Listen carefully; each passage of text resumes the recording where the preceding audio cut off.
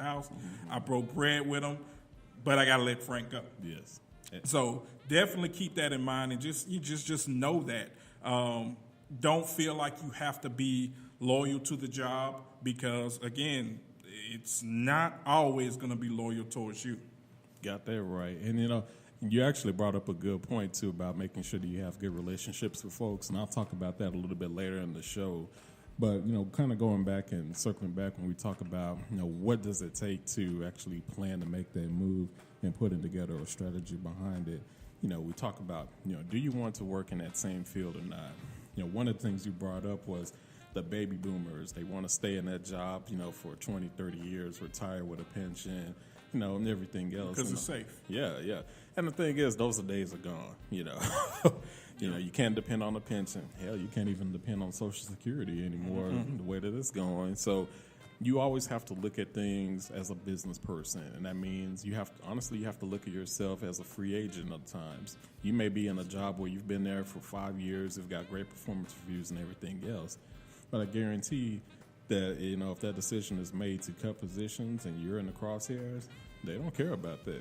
You're going to be gone.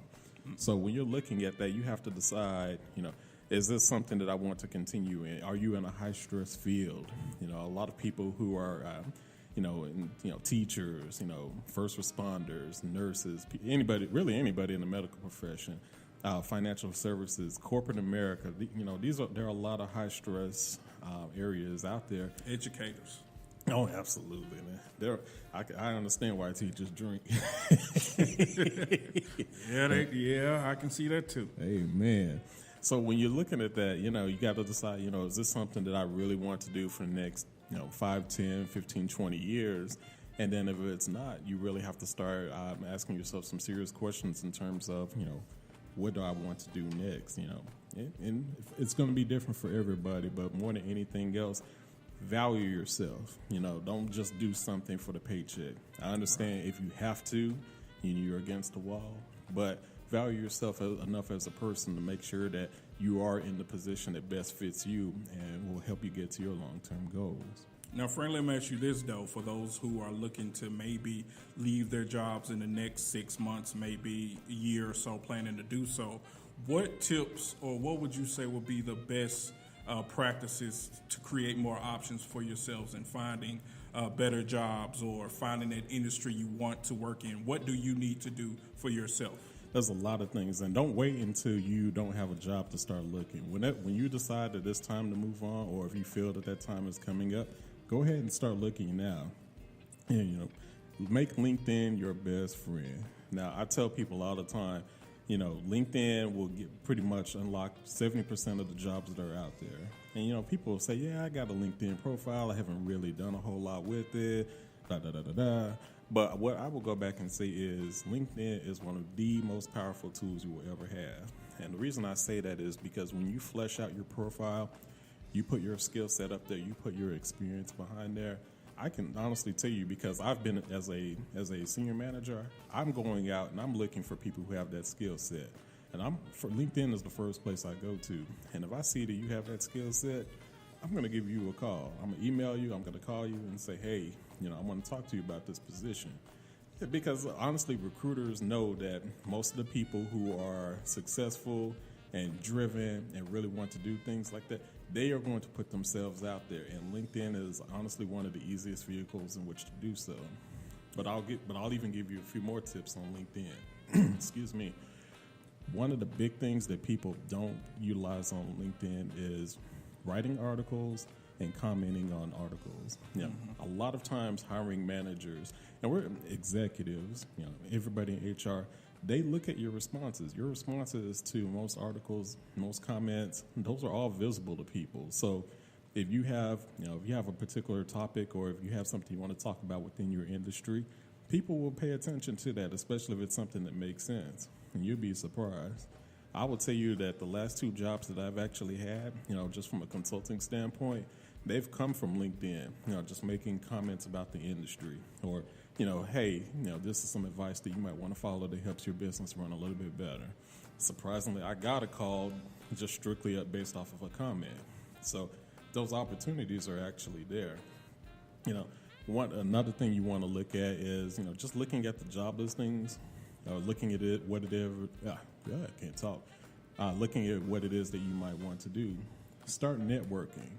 Start reaching out to hiring managers, because I would tell you, people apply online, right? You've got the automatic applicant tracking system, which, truth be told, 98% of those applications that go through there are not going to get to a hiring manager's eyes. I can tell you that right out the gate. Yeah. I mean, you can play the game and use keyword searches and, try to game the system behind that, but you're wasting your time. And I'm saying this because there have been plenty of times where I've been presented with resumes that never made it through the system. Mm-hmm. And it's crazy, but that's just how it is. The ATS is a lazy way of finding applicants.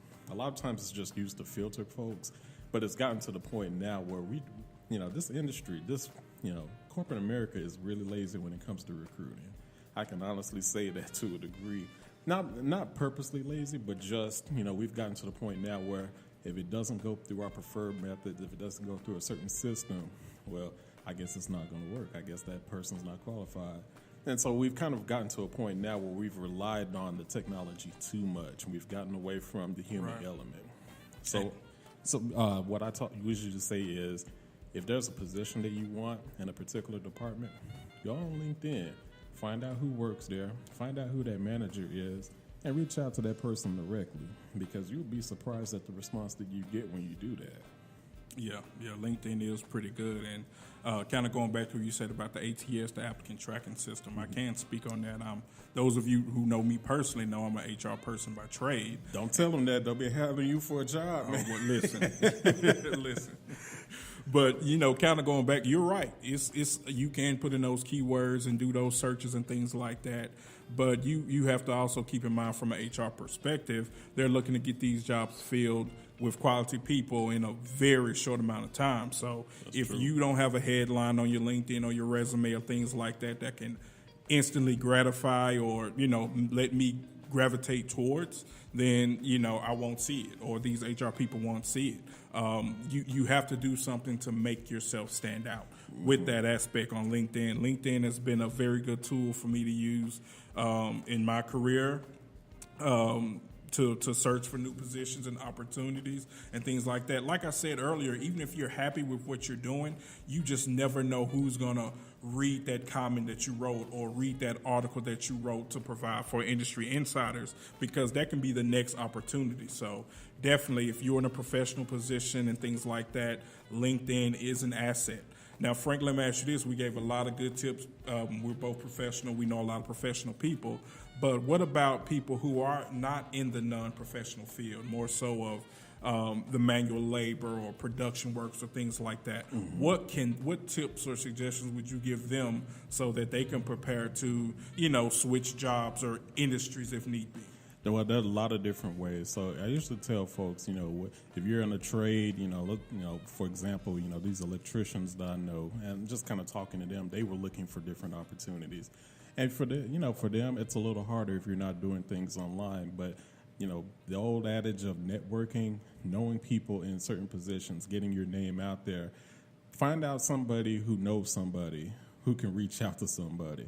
The whole thing about 6 degrees of separation, man, it's especially true in any field, but, particularly in those, if you're in a vocational trade or, you're looking for that next opportunity, talk to people, reach out to folks.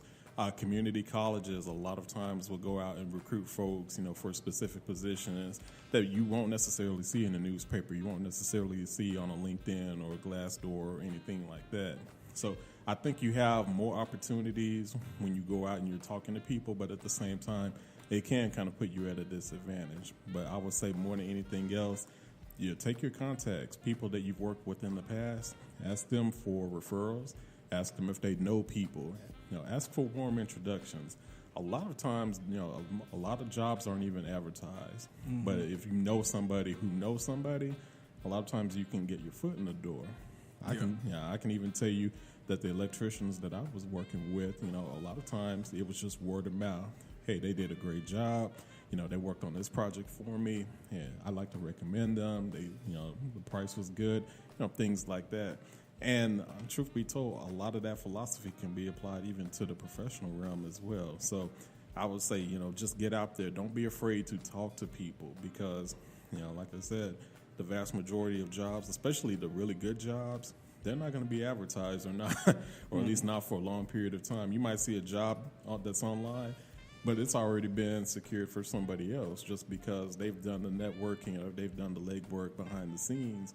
And the only reason you're even seeing that job is because of legal reasons. So, don't be afraid to get out there and just really let yourself be known. Yeah, definitely. And also kind of going to that point, too, is, like I said, it may be a position or you may be a person who not necessarily have a college degree, but you want to be the, best you can in your job. You want to do more for yourself, or you want to, get in these positions where you're going to feel happy, provide for your family, and do things like that. This would be the time where you have to do extra work for yourself.